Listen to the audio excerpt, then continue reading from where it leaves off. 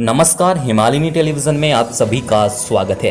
हिमालयनी television से मैं हूं अंशुल राजपूत। करते हैं बुलेटिन की शुरुआत। भारत और जापान ने किया ऐसा समझौता जिससे बढ़ेगी चीन की टेंशन। भारत और जापान ने ऐसा समझौता किया है जिसकी वजह से चीन को मिर्ची लग सकती है, क्योंकि इस समझौते के बाद चीन कोई भी हरकत करने से पहले कई बार सोचेगा। भारत और जापान की यह डील सैन्य बलों की आपूर्ति और सेवाओं के आदान प्रदान को लेकर है, यानी युद्ध की स्थिति में भारत और जापान एक दूसरे को सैन्य सहायता मुहैया कराएंगे। इससे पहले भी भारत ने अमेरिका, फ्रांस, दक्षिण कोरिया, सिंगापुर और ऑस्ट्रेलिया से भी ऐसी डील वो कर चुका है। भारत के रक्षा सचिव अजय कुमार और जापान के राजदूत सुजुकी सतोशी ने म्यूचुअल लॉजिस्टिक सपोर्ट अरेंजमेंट इस समझौते पर हस्ताक्षर किए हैं। इससे पहले साल 2016 में भारत और अमेरिका ने जो डील की है उसका नाम है the logistic exchange memorandum of agreement. इस डील के तहत भारत को अमेरिकी सैन्य base Djibouti, Diego Garcia, Guam और सुबिक बे में ईंधन और आवाजाही की अनुमति है। सीमा विवाद को लेकर एलएसी पर चल रहे टकराव के बीच भारत ने हिंद महासागर में भी चीन की घेराबंदी तेज कर दी है। भारत और जापान के बीच हुए ऐतिहासिक रक्षा समझौते को बेहद अहम माना जा रहा है। समझौते के बाद प्रधानमंत्री नरेंद्र मोदी ने अपने जापानी प्रधानमंत्री शिंजो आबे से फोन पर बात भी की। मोदी और आबे दोनों ने रक्षा सौदे के लिए एक दूसरे का आभार जताया।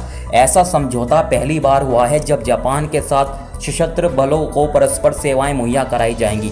भारत और जापान के बीच रणनीतिक संबंध पहले से हैं, लेकिन चीन से मौजूदा टकराव के बीच हुई इस डील से हिंद महासागर में चीन की घेराबंदी को तोड़ा जा सकता है या रोका जा सकता है। इस डील के बाद भारत हिंद महासागर में भी रणनीतिक बढ़त ले सकता है।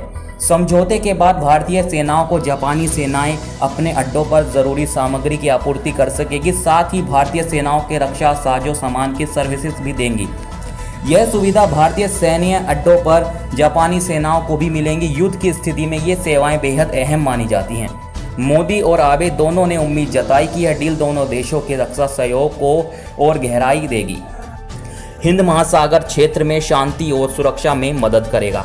जापान के विदेश मंत्रालय द्वारा जारी बयान में कहा गया है कि यह समझौता दोनों देशों की सेनाओं के बीच घनिष्ठ सहयोग को बढ़ावा देगा। ऐसी उम्मीद है कि इस डील से जापानी और भारतीय सशस्त्र बलों के बीच आपूर्ति और सेवाओं के सुचारू और शीघ्र आदान प्रदान की सुविधा मिलेगी।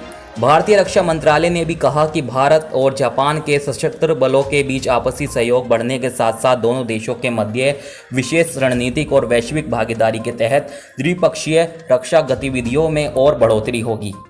साल 2018 में भारत ने फ्रांस के साथ समझौता किया था, जिसके तहत भारतीय नौसेना फ्रांस के नौसैनिक अड्डों पर रियूनियन आयरलैंड, मेडागास्कर और जिबोती पर रुक सकती है और वहां की सैन्य सेवाएं ले सकती है। ऑस्ट्रेलिया के साथ हुए एमएलएसए समझौते के तहत ऑस्ट्रेलिया और भारत अपने युद्धपोत इंडियन ओशन रीजन और पश्चिम प्रशांत क्षेत्र में आपसी सहयोग करेंगे, साथ ही सुविधाओं का आदान प्रदान करेंगे।